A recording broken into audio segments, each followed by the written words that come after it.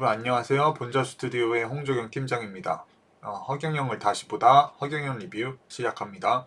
제가 저번 영상에서 그 이태원 참사에 대한 사건들을 여러분들과 함께 이야기를 해보는 시간을 가졌는데요. 그래서 나눴던 얘기가 뭔가 세력이 개입해서 윤석열 정권을 무너뜨리려고 하고 있다. 뭔가 수상한 징후들이 많이 이태원 사고에서도 포착이 되고 그 외에도 지금 대한민국의 근간을 흔드는 그런 세력들의 움직임이 많이 보이는 것 같다. 국가가 위험한 상황이다. 윤석열 대통령 탄핵되면은 의원 내각제 실행되면서 정말 우리나라가 다른 세력에게 넘어갈지도 모르겠다. 뭐 이런 얘기를 했는데 오늘도 그와 비슷한 얘기를 해보고 싶어서 네, 카메라를 켰습니다. 지금 뉴스에서 가장 크게 다루셨던 내용이 보면은 이 파업에 대한 내용입니다. 화물연대가 파업을 하면서 화물차들이 단체로 이제 운행을 거부를 하는 사태가 벌어졌죠. 기사를 한번 보면 화물연대 파업에 품절주유소 전국에 21곳, 휘발유 재고 8일분, 휘발유 재고가 8일분밖에 남지 않았다는 거예요. 이 화물연대가 단체로 파업을 하면서 기름을 운송할 수가 없게 된 거죠. 그래서 주유소들이 기름을 받지 못하고 그렇게 되다 보니까 주유소에 가지고 있는 기름은 바닥이 나기 시작하고 그러다 보면 자연히 이제 기름값도 오르게 될 텐데 이 파업 영향이 굉장히 크다고 합니다. 이게 어떻게 보면 참 국가 비상사태와도 비슷하게 보일 수가 있는 게 이 기름만 지금 이렇게 문제가 된다는 것이 아니라 이 기사도 한번 보겠습니다. 이 화물연대가 파업을 하니까는 시멘트나 철강, 자동차 산업에까지 그 차질이 발생된다는 거예요. 거대한 걸 실어서 날라야 되는 그 화물연대가 단체로 파업을 하다 보니까 시멘트 못 실어오죠. 시멘트를 못 실으면 어떻게 되나요? 우리 산업, 건축 산업 같은 경우 이제 건물을 못 짓게 되어 있는 상황이 발생되는 거예요. 그리고 철강 같은 것도 산업에 있어서 굉장히 많이 쓰이는 원자재 철강이 지금 물류 공급에 차질이 발생되고 있고 또 자동차 산업에도 역시나 큰 타격을 받고 있다는 것입니다. 이 화물연대가 파업함으로써 우리 국가 산업에 굉장히 큰 영향을 미치고 있는 것이죠. 시멘트 업계는 출하를 중단하였답니다. 이게 이런 차들이 운행을 하지 않는 거죠. 자, 그리고 편의점의 뭐 소주나 뭐 일상 속의 음식들도 똑같이 그런 영향을 받고 있다고 하고요. 야, 시멘트 업계 하루 매출 손실이 153억 원. 이거 정말 어마어마한 규모죠. 업계에서 부담할 수 있을 만큼의 손실이 아니죠, 이건. 자, 그래서 시멘트 업계에서 큰 타격을 입고 레미콘사도 큰 문제를 발생이 되고 건설 현장 역시도 비상이라고 하죠. 자, 여기 보시면 이런 거대한 차들이 다 운행을 안 하는 것입니다. 타이어 공급도 안 되고, 야, 현대제철, 포스코 같은 경우 물량 운송이 지연되고 있다. 자동차 부품도 지금 운송이 안 되고 있으면서 편의점들은 소주 물량을 받지 못하고 있고요. 큰 지금 문제가 발생되고 있는데 이 화물연대만 지금 파업한 게 아니라 보면은 또 지하철도 지금 파업을 해서 퇴근길에 큰 교통대란을 야기했다고 하죠. 자, 그리고 지하철 파업 2호선이 30분 이상 지연되었다. 왜냐하면 서울교통공사 노동조합의 총파업으로 인해서 퇴근길 지하철이 큰 혼잡을 빚었다는 것입니다. 야, 이 퇴근길에 2호선이 이렇게 30분 동안 지연됐다는 건 정말 엄청난 인파가 기다려야 됐던 것인데 이렇게 큰 차질을 오늘 발생됐던 일들을 저희가 보고 있습니다. 자, 그러면 왜 이렇게 노조들은 갑자기 파업을 하게 되었을까요? 물론 그들의 뭐 처우나 그 회사에서의 그 처우에 대한 불만을 느끼고 이렇게 파업을 할 수도 있는데 너무나 이게 조직적으로 움직인다고 보지 않으세요? 이 화물연대가 파업함으로 인해서 엄청난 물류 대란이 각종 산업계에 파생이 되고 있고 또 지하철 역시도 파업으로 인해서 많은 시민들이 곤욕을 치렀죠. 그리고 또 최근에 이태원 사고가 있으면서 어떻게 됐죠? 그 윤석열 정권에 대한 퇴진의 목소리가 더욱 거세졌단 말입니다. 그리고 이거는 제가 제보를 받아서 보게 됐던 영상인데 여기 데이너 김이라는 분께서 운영하시는 보수 우파 채널입니다. 여기 보면은 이제 11월 24일에 올라온 영상인데 여기 그런 내용이 나와요. 윤여정이 윤석열 정부에 대한 탄핵을 직접적으로 이제 지시했다, 지령을 내렸다라고 말씀하시는 부분이 있습니다. 물론 이게 뭐 여러분들이 쉽게 접할 수 있는 언론에 나온 내용이 아니다 보니까 실제로 있었을 수도 있고 아니었을 수도 있어요. 뭐 받아들이고 싶으신 분은 받아들이시고 잘 못 믿겠다 싶으신 분들 그냥 넘기셔도 되겠습니다. 자, 그래서 윤석열 정권에 대한 탄핵 지령이 김여정에 의해서 내려왔다고 합니다. 이게 이태원 사고가 있은 다음인데요. 그러면서 지금 어느 때보다 윤석열 퇴진에 대한 어떤 움직임들이 더 많이 포착이 되고 있어요. 거기다가 이렇게 김여정의 지령이 내려왔다는 얘기를 듣고서 얼마가 지나지 않아서 이렇게 노조들까지 일어나서 이런 파업 대란을 만들어내고 있습니다. 이 민주노총과 뭐 한국노총 이러한 곳이 북한이랑 무슨 상관이야? 탄핵 지령을 내렸다고 왜 노총과 이걸 엮는 거야? 라고 생각하실 수도 있죠. 근데 또 여기서 보면 좀 요상한 부분들이 있어요. 자, 예를 들어서 이런 거 한번 볼게요. 자, 이거는 북한의 조선직업총동맹 참가자라고 해서 이분은 북한의 그 노동단체 대표라고 합니다. 그리고 이분은 한국노총의 위원장이시고 이분은 민주노총의 위원장이세요. 그러니까 한국노총, 민주노총 그리고 여기 북한의 노동자 대표가 이렇게 같이 단체로 공동 성명을 하고 있는 모습을 보면 한국노총과 민주노총이 북한과 뭔가 있나 싶은 거죠.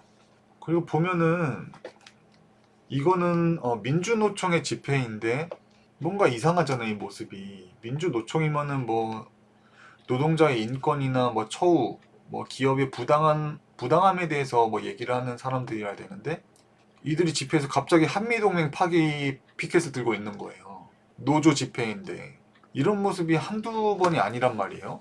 왜 노동조합 연맹에서 한미 동맹을 하면 이게 노동자들의 뭐 일자리에 문제가 생기는 건가? 왜 민주노총이 한미 동맹 파기를 주장하는가? 이런 것도 이상하죠. 한미 동맹을 파기하자는 거는 북한이나 중국, 주사파 이런 데서 주장하는 건데 노조연합에서 이런 것을 번번이 하는 것을 보면은 뭔가 이거 정치적인 색을 띠고 있는 것 아니야? 라고 이렇게 의심이 될 수 있는 부분입니다. 이 기사를 보면요. 경기도 오산시 근로자 종합복지관에서 열린 한국노총과 북한 이탈주민 및 저소득층을 위한 사랑의 김장 나눔 행사에서 한국노총조합원, 민주평통자문위원 등이 김장을 하고 있다. 한국노총이 그 북한 이탈주민들을 위해서 김장을 담는 그런 행사를 하고 있다고 합니다. 국내에도 김장을 필요로 하는 곳이 많을 텐데 왜 굳이 북한의 이탈 주민을 위한 김장을 담을까요? 이거 뭔가 북한과 가까운 단체인가? 뭐 그런 생각이 들더라고요.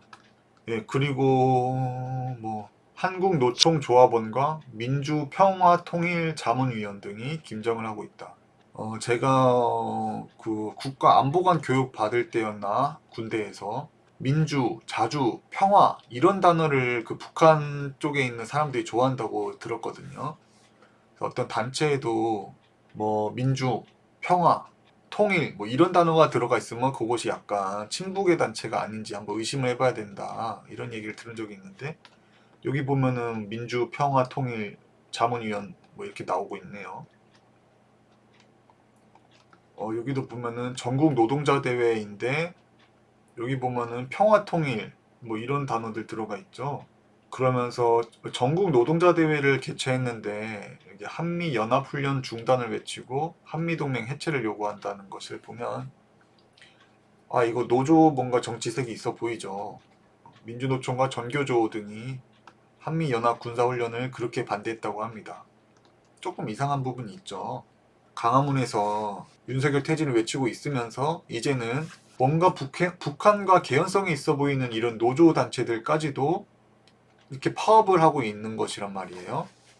그러니까 이태원 사고가 있으므로 그 모든 책임을 윤석열 정권의 무능함, 당신들 뭐 했냐 쪽으로 책임을 전가시켰으면서 이제는 이런 전반적인 산업 분야의 혼란과 경제적인 타격을 입힘으로써 이것을 이제 또 윤석열 정권의 책임으로 몰고 가려는 듯한 움직임이 보인다고 저는 생각이 됩니다.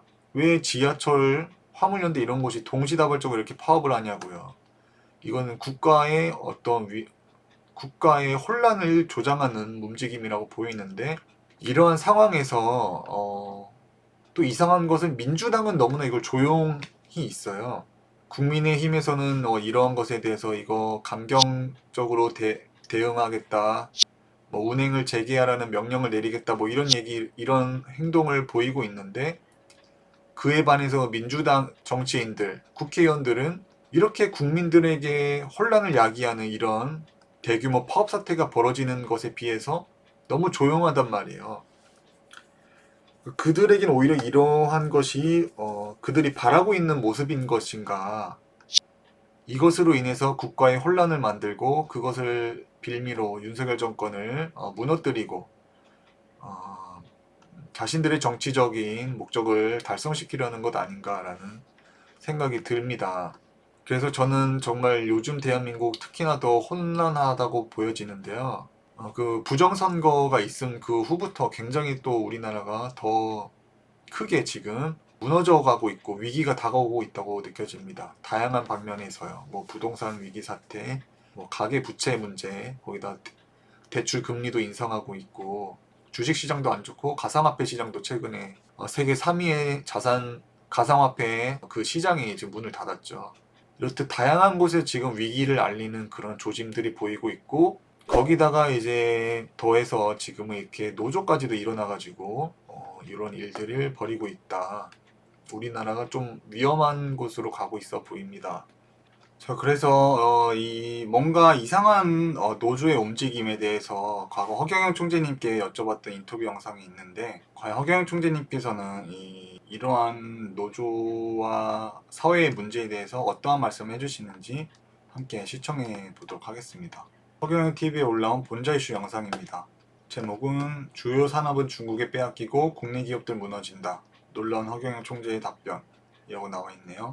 그러고 이제 중국에서는 기업들에 대한 그런 지원도 되게 막대하고 엄청난 액수를 지원금을 주고 있더라고요. 그 공대 출신들이니까. 예, 예를 들어 화웨이가 공장을 이제 짓는다고 하면은 그 지방 도시에서 같이 투자를 해주고, 뭐 또 이제 은행에서는 그 정부가 그 담보를 서서 그 대출금을 기업에게 제공을 하는 거 하면은 법인세에 대한 혜택도 주고 이렇게 하는데, 중국은 그렇게 중국의 정부의 네, 이 앞에 내용이 이제 중국이라는 나라는 중국의 기업들에 대해 굉장히 많은 혜택과 그 지원을 많이 해주거든요. 그래서 뭐 나라에서 정말 어떤 대출 융자도 해주기도 하고, 해당 도시에 있는 기업들에게 다양한 뭐 세금 혜택이라던가 뭐 공장 부지를 뭐 지원해주는 등 다양한 혜택들을 기업들에게 지원을 해주면서 중국의 기업들을 위해서 정부가 많이 힘을 쓰는데, 거기에 대해서 이제 허경영 총재님께 여쭤봤습니다. 그랬더니 허경영 총재님께서 중국은 공대 출신의 인물들이 나라를 세웠다. 시진핑 같은 경우도 공대 출신이고, 그 주요 관료들이 다 공대 출신이다 보니까 공업을 굉장히 중시하기 때문에 이런 상공업에 대한 정부의 혜택이 클 수밖에 없다. 그 이후에 이제 허경영 총재님에게 여쭤보는 내용이죠. 지원을 받으면서 잘 우리는 반면에 회사 만신이 만들어 놓으면 네. 어떻게든 그 약점을 잡아 회사 사주를 구속시키려고 몸을 치고, 거기에 노동계급들이 말이야, 이 민주노총이 이런 노동계급들이 말이야, 그 사람들이 오히려 관료화되어 버렸어. 노동계급이 오히려 지배자로 군림하고 있다니까. 자본가를 도둑놈 취급하고 말이야, 노동계급 자본가를 도둑놈 취급하고 노동자들이 오히려 군림을 하고 있다라고 말씀해 주시는 게 정말 딱 지금 현 시대에 너무 맞는 말씀이신 것 같아요. 노동계급이 귀족계급으로 둔갑해버렸다. 근데 이것은 뭔가 이상하단 말이야. 그냥 노조라고 보기에는 뭔가 제3의 세력이 개입이 되어가지고 그들을 선동하고 정부의 반기를 들게 하고 국가의 탄탄한 산업 기반을 무너뜨리는 역할을 북한이라던가 어떤 그런 사상 단체에서 이런 것을 주동하고, 또 거기에 또 많은 사람들이 선동을 당하기 때문에 지금 이 노동계급이 오히려 귀족처럼 둔갑을 해버린 것 아닌가 생각이 듭니다. 우리 귀족계급으로 둔갑해버렸다니까. 아니, 노조도 하나 못 만드는 그런 애들은 말이야, 그냥 이름도 없는 공장에서 출근하는데, 이건 완전히 뭐 민주노총 뭐 무슨 뭐 자동차 공장 있는데 얘네들 막 기종 노조야 이거. 그냥 회장 오라 그래. 이러고 앉아 있어. 거기다 정부도 그 보조를 맞춰가지고 아주 그냥 잡아넣어 사법부 저거 이건희 잡아넣어. 그러고 죽지. 그래가지고 무슨 우리가 기술을 중국에 앞서 빌어먹을 놈들 아니야 이런.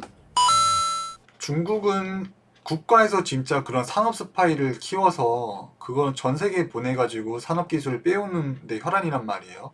그렇게 해서라도 그들의 산업과 그 기업들을 키우기 위해서 혈안인데, 그 반대로 우리나라는 우리나라 기업들을 어떻게 키워주고 장려해주고 혜택을 줘가지고 더 많은 매출을 올리고 세금을 낼 수 있도록 도와주는 것이 아니라 반대로 굉장히 깐깐한 법적인 잣대와 그 노동자들의 과도한 어떤 인권 운동으로 인해서 회사의 대표가, 우리 국가를 대표하는 삼성이라는 기업의 뭐 부회장이 감옥에 들어가기도 하는 것이 지금의 모습이죠. 이런 것이 다 뭔가 북한에서 지령을 받아서 움직이나 막 그런 의심을 할 수도 있는 것 같아요. 예. 그래서 뭐 상속세 같은 것 때문에 우리나라의 굴지 기업들이 사라져간 곳도 엄청 많죠. 뭐 락앤락이나 뭐 유니더스는 뭐 세계에서 1위의 콘돔 회사였는데, 우리 국내 기업이었는데 또 상속세 때문에 뭐 사라져 버렸고, 락앤락 같은 기업도 상속세로 인해서 뭐 없어져 버렸고, 또 지금 뭐 다양하게 생각이 나진 않지만 굉장히 많은 우리 국내 기업들이 3대를 못 지나서 다 무너졌다. 그것이 상속세와 이렇게 자본가들을 범죄자 취급하는 이런 노동권의 과도한 여론 선동 때문에 그런 것으로 보입니다. 그러면 이제 그런 정치가 어디 있어? 그따위로 하니까 중국한테 다 밀리는 거예요. 알겠죠? 네. 정신을 차려야 돼. 전부 잡아넣는 데만 선수들이야. 이렇다 할 정부의 지원도 없고 다 각자 도생으로 큰 기업인데 이제 운영에 대한 어려움도 많이 겪고 있는 어려움만 거구나. 있으면 그때 잡아넣는 데는 선수들이야. 우리가 산업공상이라는 이걸 뜯어 고쳐야 된다니까. 산업공상, 산업공상이 공업이 세 번째가 있단 말이야. 상업이 꼴찌 있고, 상업 놈은 상놈이라고 그러고, 돈을 만진다 이거지. 옛날 선비들은 돈을 안 만졌어. 이 문화가 아직도 있다. 산업공상. 되게 잘못돼 있다. 알겠지? 네. 이런 마인드를 우리가 고치지 않는 한 중국의 경제력은 어마어마하게 공업이 발달되고, 뭐 쟤들은 지금 말이야 인공위성까지 우주정거장까지 올리고 미국하고 대립하고 있다. 기술력이 우리가 빼가던 시대는 옛날이야. 네. 우리가 지금 중국에서 기술을 몰래 숨겨와야 돼. 이제 앞으로 그렇게 돼요. 네. 그래서 중국은 뭐 국내 삼성이나 다양한 대기업에 산업 스파이를 보내서 우리 기업의 기술력을 빼앗아가고 있고, 또 북한은 호시탐탐 우리의 정권을 뒤집을 날만 노리고 있고, 그 밑으로 다양한 단체들을 이용해가지고 이렇게 국가에 혼란을 주고, 정치, 우리 국가의 지도자에 대한 힐난과 퇴진을 요구하는 그런 풍조를 만들어내고 있습니다. 자, 그럼 여러분 요 자료 한번 보시겠습니다. 이분은 그 북한의 고위 탈북자입니다. 보면은 이 학력부터가 이게 남한에 비교하자면은 그 남한에서는 그 서울대를 졸업하고 서울대 대학원을 나와가지고 뭐 굉장히 엘리트 코스를 밟은 굉장히 고위 학력을 수료한 되게 엘리트층의 계급이라고 합니다. 이분께서 고위직을 하셨다가 이제 목숨의 위협을 느끼고 탈북을 하셨다고 하는데, 이분께서 증언하신 내용이 참 흥미롭습니다. 자, 보면 1990년대 난파공작원이 남한 중요기관, 시민사회단체 등에서 맹활약하고 있다고 말했다고 하죠. 시민사회단체나 중요기관. 심지어 북한에서 직접 파견한 직파공작원 중에 한 명은 청와대에서 근무를 하였고, 더 웃긴 사실이 청와대에서 근무를 하다가 임기를 마치고서 무사히 북한으로 복귀하였다는 것입니다. 청와대에서 근무 잘 하다가 잘 나와가지고 북한으로 복귀를 했다는 것이죠. 이것에 대해서 국정원은 사실과 다르다고 반박했다고 하는데, 하지만 이 북한의 고위직을 지냈던 이 탈북자께서는 그런 증언을 하셨다고 합니다. 북한의 공작원이 청와대에 근무하였던 것은 분명한 사실이다. 그 공작원은 박명수라는 이름으로서 1976년 한국으로 직파된 첫 부부 공작조 중 한 짝, 부부가 이제 간첩으로 내려왔다고 해요. 76년에 남한으로 왔다가 청와대에서 근무를 하게 되고 94년에 북으로 귀국을 했다고 하죠. 귀국해서도 북한의 정찰 총국에서 또 근무를 하게 되었고요. 자, 그래서 이분의 증언이 여기 나옵니다. 북한 공작원이 청와대에서 근무했다고 말하니까 다들 넥타이 매고 일하는 비서관이나 행정관만을 생각하더라. 하지만 그 박명수라는 간첩은 공기 조화 계통을 담당했다고 전했습니다. 자, 그러니까 이 간첩은 냉난방을 담당하는 공조 기술자로서 청와대에서 근무를 하였다는 거죠. 왜냐? 이 냉난방을 담당하는 이 기술자는 건물 구조를 다 꿰고 있을 수밖에 없고, 이 때문에 북한이 청와대를 속속들이 들여다봤다고 주장했다고 합니다. 그러니까 이분께서 처음에 북한 간첩이 청와대에서 근무했다고 하니까 다들 무슨 비서나 뭐 행정 업무를 봤나? 라고 생각을 했지만, 사실상 이 간첩은 냉난방을 담당하는 그런 기술자로서 근무를 했다는 거죠. 왜냐? 청와대의 구조를 다 꿰고 있을 수 있기 때문에. 자, 그래서 윤석열 대통령께서 청와대를 이제 용산으로 옮겼잖아요.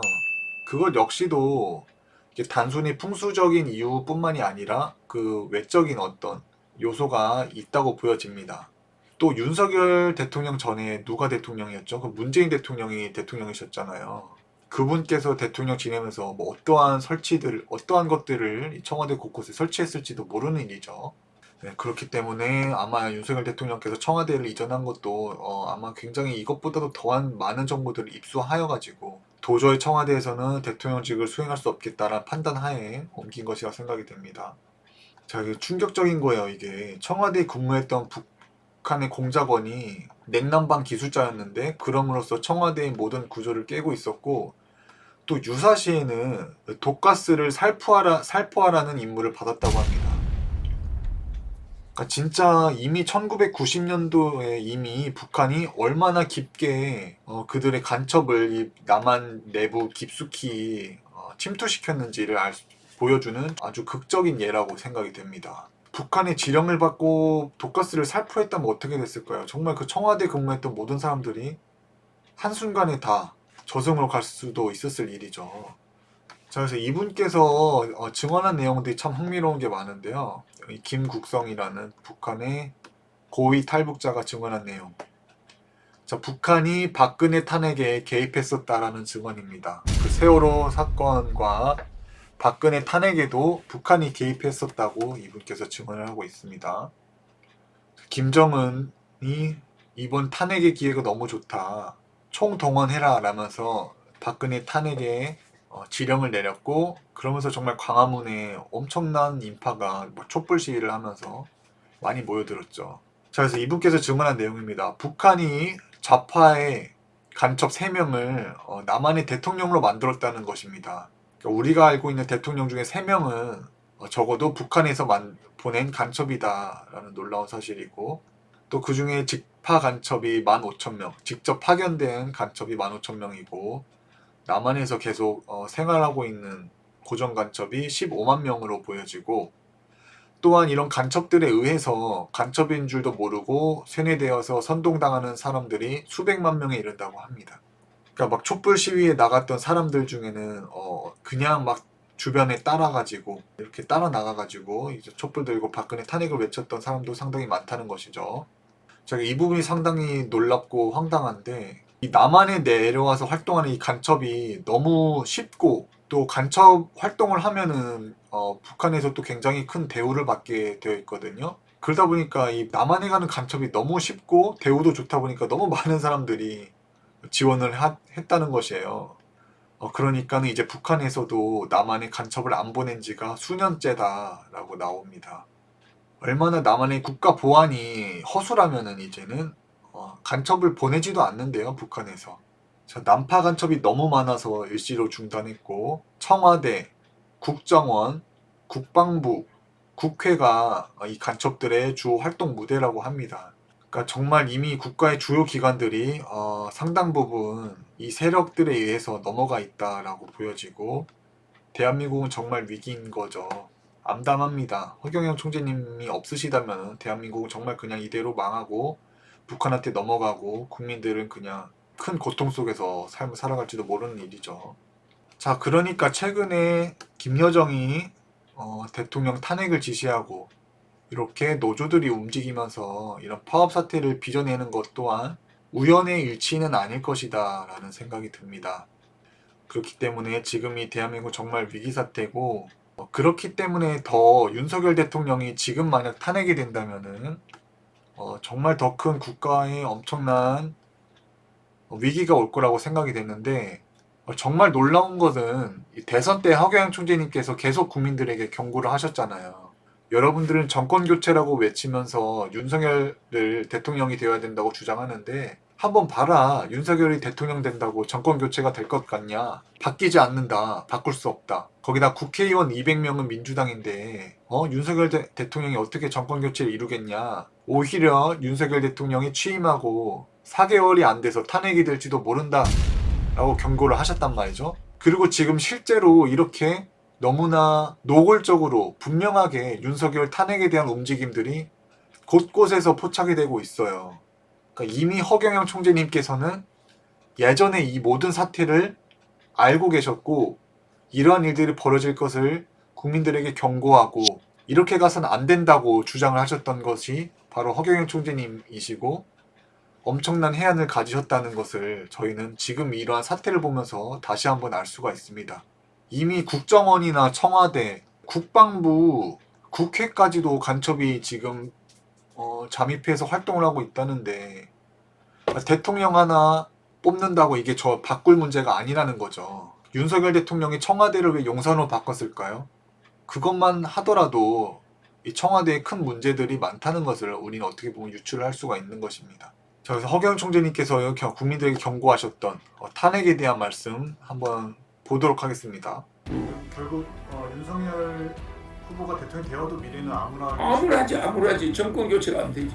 대통령만 바뀐 거지. 어디 국회가 민주당 판인데. 그게 왜 국민들을 그렇게 속이냐 말이야. 정권 교체하면 뭐래. 그냥 내가 나타나서 그냥 몽땅 여야를 정신교육 때 넣지 않는 한 대안이 없어요. 국민의힘이 대통령이 됐다 하더라도 진짜 대안이 없어요. 이제는 국가의 정보기관도 뭐 많은 부분 이제 북한에 의해서 조종당해지는 부분이 많고, 난파 간첩이 너무 많아서 북한에서 간첩을 안 보낼 정도면 이미 국가의 시스템이 얼마나 많이 잠식당했냔 말이죠.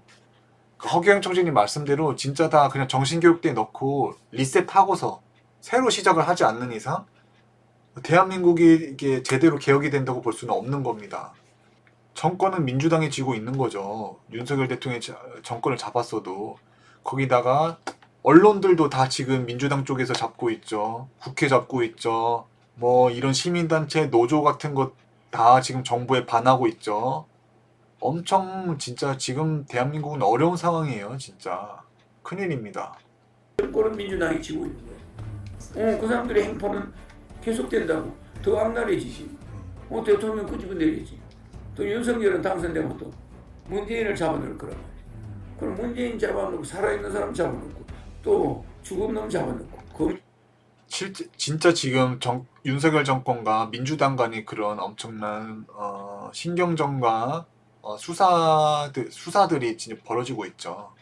검찰을 쥐고 있는 사람과 국회를 쥐고 있는 사람이 싸움이 붙어버려. 네, 너무 지금 이 시국과 맞는 말씀이시죠. 이미 그냥 훤히 다 보이는 것을 말씀하시는 거예요. 이때. 이거 보자고 투표하나? 싹 쓸어내야 돼. 여도 야도 쓸어내는 자가 나와야지. 걔네들 남겨놓고 무슨 정권 교체야. 200명의 국회의원이 있는 사람들이 무소불이야. 200명이면. 네, 1분의 짧은 영상이었지만 정말 많은 것을 함축하고 있는 영상이었습니다. 정말 이 대한민국 너무 암담해요. 그렇지 않나요? 뭐 간혹 어떤 사람들은 그래요. 지금 허경영 총재님 뭐 윤석열 정권 눈치 보고 뭐 아부하는 것 아니냐, 왜 윤석열 정권이 그렇게 좋은 말만 해주냐 라고 이제 얘기하는 분들도 있는데, 지금 만약에 윤석열 정권 무너지잖아요. 이거 엄청 큰일이에요. 큰일. 국회의원들도 부정선거로 뽑아놓은 마당인데요. 여러분, 대통령 탄핵시키고 선거 다시 해봐요. 그게 과연 공정하다고 볼 수 있을까요? 진짜 대한민국은 초비상사태입니다. 거기다가 지금 경제가 무너지고 있다는 신호도 곳곳에서 나오고 있고, 국가 안보 위험하고, 북한에선 지금 이렇게 국민들 분열하고 선동시키는 작업 너무 노골적으로 하고 있고, 노조들도 거기에 발맞춰서 움직이고, 이런 것을 보면은 진짜 대안이 없고 오직 정신교육대로 청산하고 허경영 총재님으로 다시 시작하지 않는 한 대한민국은 무너질 수밖에 없다 라고 생각이 됩니다. 자, 이번 대통령의 입장 들어보면 불법 파업과 타협 없다. 유조차 추가 업무 명령 시사. 엄청 지금 전쟁이에요. 전쟁. 사실 이게 전쟁이 벌어지고 있는 거죠. 노동자의 정당한 권리를 보장하지만 불법은 안 된다. 불법 파업은 안 된다라고 정부에서 입장을 발표했다고 합니다. 더구나 국민의 안전을 볼모로 하거나 조직화하지 않은 저임금 노동자의 일자리를 빼앗는 파업에는 단호하게 대응하겠다. 국민을 지키는 일을 중단 없이 제공해야 하는 사명이 있고 그게 정부의 존재 이유이기 때문이다. 대통령께서는 계속 추가 업무 개시 명령을 내리고 있다고 합니다. 진짜 대통령과 그 나머지 권력을 가진 세력 간의 엄청난 전쟁이 이미 시작되었다고 보여지고 걱정이 되기도 하지만 이 모든 것을 다 알고 계셨던 분이 허경영 총재님이십니다. 국가의 위기 사태가 오고 경제 위기가 닥칠 것을 미리 아시고 거기에 필요한 정책들을 다 구비해서 모든 국민들에게 미리 다 알려두신 작업을 다 마치셨어요.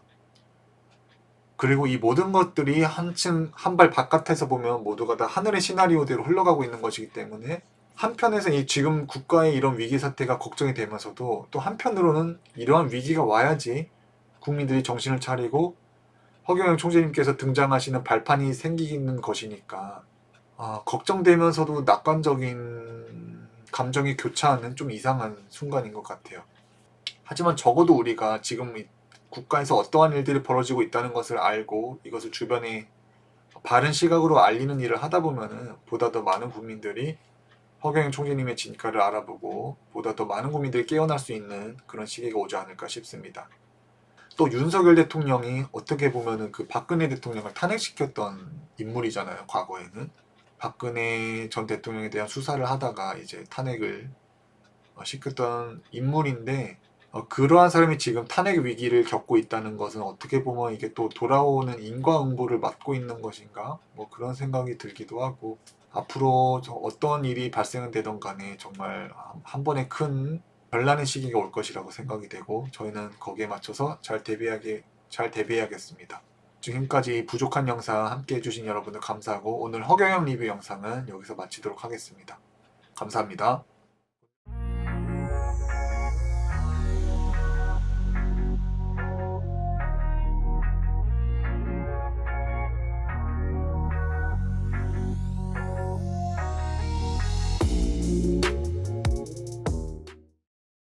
나가시기 전에 구독과 좋아요 네 부탁드리겠습니다.